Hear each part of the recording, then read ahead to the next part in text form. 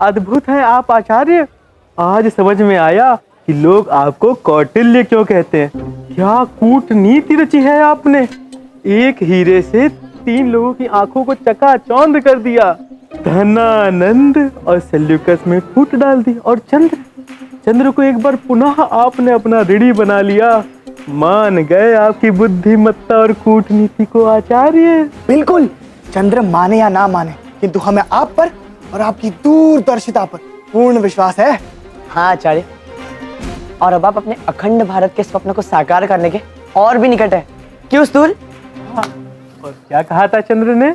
अरे ओ खुली शिखा वाले ब्राह्मण, आज से मेरे और आपके मार्ग कभी एक नहीं हो सकते। किंतु आज की इस ऐतिहासिक विजय ने सब कुछ बदल दिया है। आपने चंद्र के प्राण जो बचाए हैं। तो बताइए ना आचार्य, चंद्र को लेकर आपकी अगली योजना क्या होगी और उसे आप कौन सा नया मार्ग दिखाएंगे? बताइए आचार्य।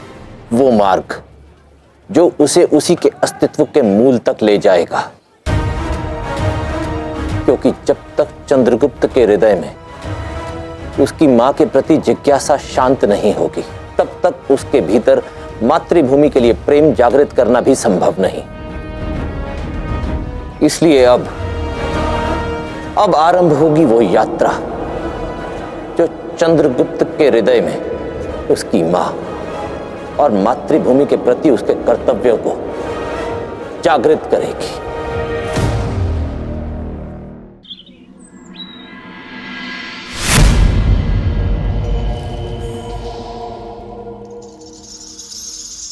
चाहता तो था कि तुम्हें दंड दूं, किंतु तुम्हारी इस जीत ने मुझे आनंदित कर दिया। तुम्हारी इस विजय ने ना केवल मेरा सर गर्व से ऊंचा किया, अपितु सेल्यूकस को उसका उचित स्थान भी दिखा दिया। जीतना तो मुझे था ही सम्राट, क्योंकि प्रश्न मेरे जीत या हार का नहीं, बल्कि सम्राट के मान का था। और जब तक मैं हूं, तब तक सम्राट के मान में वृद्धि ही होगी। उत्तम, किंतु एक समस्या है जो हम दोनों के मध्य अभी भी शेष है, और वो है बाधा।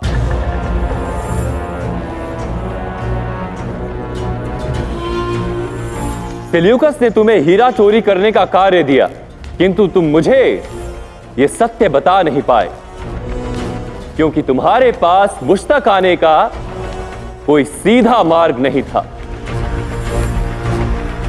इसीलिए मैं तुम्हें यह कड़ा उपहार में देता।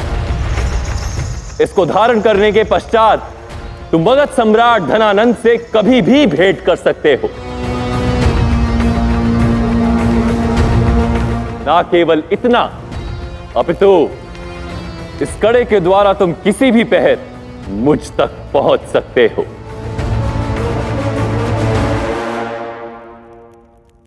अब तुम्हारे और मेरे मध्य कोई औपचारिकता, कोई बाधा नहीं होगी। आपकी दया अतुल्य है सम्राट। धन्यवाद। सम्राट की जय हो, सम्राट की जय हो। इस द्वंद्व से पूर्व कुछ लोग ऐसे भी थे जिन्हें संदेह नहीं, पूर्ण विश्वास था कि तुम इस द्वंद्व से जीवित नहीं लौटोगे।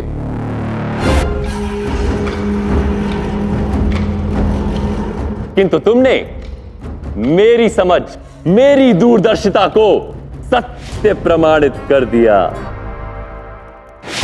इस उपहार के अतिरिक्त यदि तुम्हें कुछ और चाहिए तो निसंकोच मांगो।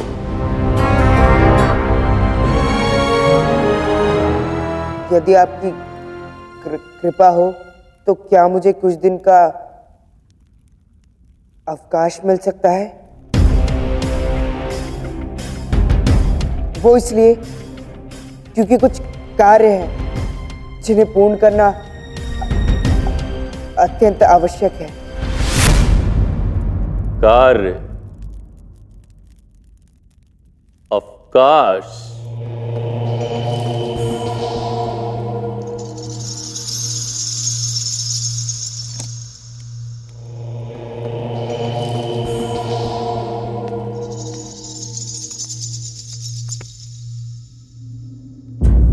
क्या वो आवश्यक कार्य तुम मुझे मेरे सिंहासन से विमुख कर देना चाहते हो?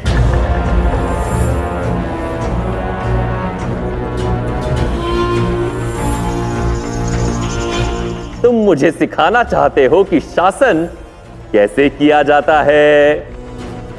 तुम मुझसे मेरा सिंहासन छीन लेना चाहते हो, मुझे उस पर से उखाड़ देना चाहते हो? हाँ, नहीं, मैं आपके सिंहासन के विषय में स्वप्न में भी नहीं सोच सकता।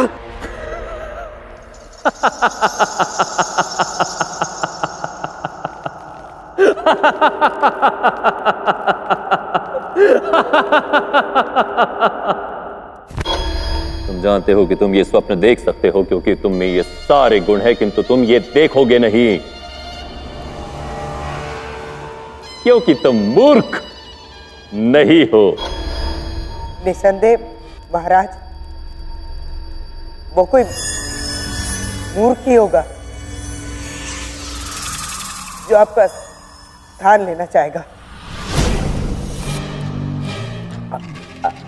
आप तो भगत के भगवान हैं और भगवान का स्थान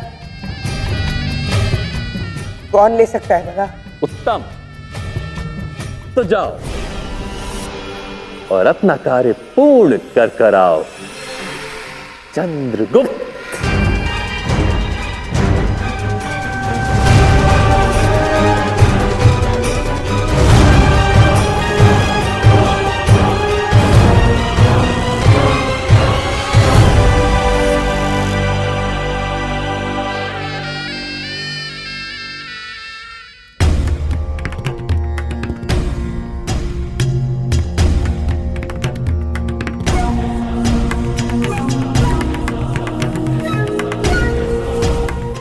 क्षमा करना आचार्य, किंतु मैं अभी थोड़ी शीघ्रता में हूँ। युद्ध प्रांगण में आपने जो मेरी सहायता की, मैं उसके लिए आपको धन्यवाद देना चाहता हूँ।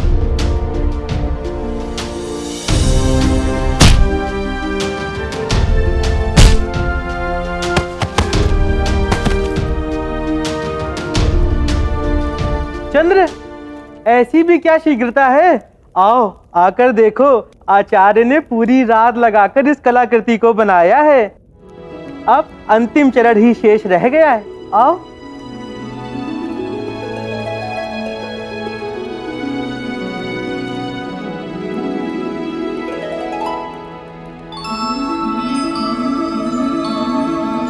अद्भुत,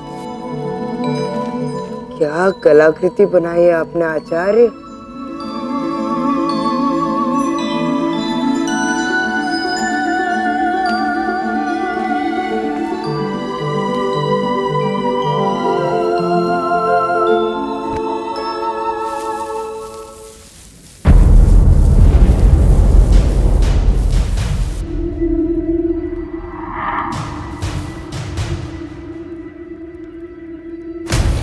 सच में आप मति के मारे आचार्य, रात भर इतना परिश्रम करके इतनी सुंदर कलाकृति को बनाया और पल भर में उसे बर्बाद कर दिया। क्यों? क्योंकि यदि मैं इसका नाश नहीं करता तो ये मेरा नाश कर देती।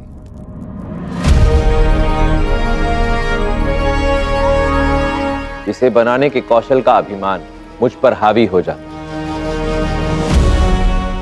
मैं स्वयं को रचनाकार मान बैठता, एक ऐसा महान रचनाकार जो संसार में किसी भी वस्तु का निर्माण कर सकता है, और फिर यही दंभ मेरे नाश का कारण बन जाता।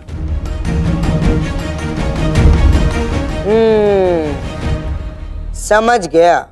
आप मुझे चिता रहे हैं ना कि डेस्मंड को हराने वाला असंभव कार्य करके मैं कहीं अहंकारी ना हो जाऊं। अपनी किसी भी उपलब्धि को अपनी पहचान मत बनने दो चंद्रगुप्त, अन्यथा वो तुमसे तुम्हारी पहचान ही छीन लेगी। तुम्हारी सोचने समझने, निर्णय लेने की शक्ति को प्रभावित करेगी। हर असंभव कार्य को संभव करने का दंभ तुम में भर देगी। ऐसे असंभव कार्य जिनके लिए तुम अभी उपयुक्त साधनों से सज्जित नहीं हो। जैसे कि तुम तुम इस समय पीपली वन जाने के विचार से ग्रसित हो।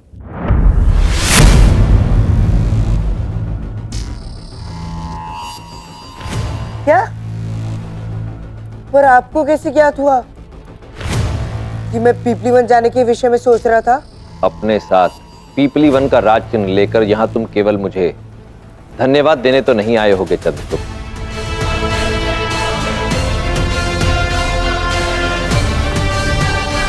परंतु तुम्हारे पूछने से पूर्व ही बता दूं, वहां जाना अत्यंत कठिन।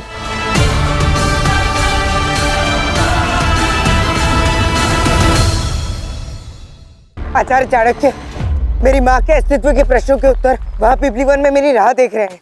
मुझे पीपली वन जाना ही होगा।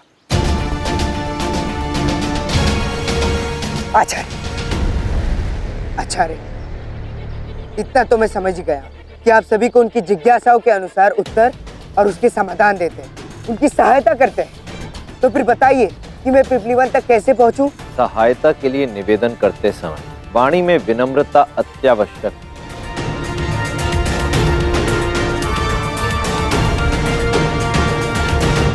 अच्छा, तो आचार्य चाणक्य, आप अपने ज्ञान के प्रकाश से मुझे मार्गदर्शन दें। अच्छा नहीं लगा?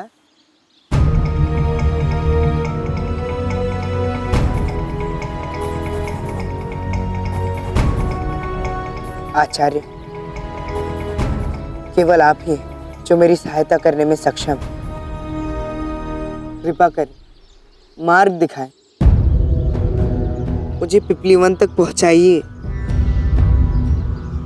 उचित, मैं तुम्हें पीपली वन तक अवश्य पहुंचाऊंगा। धन्यवाद आचार्य, धन्यवाद। परंतु उसके पूर्व तुम्हें एक चोरी और करनी होगी। क्या चोरी?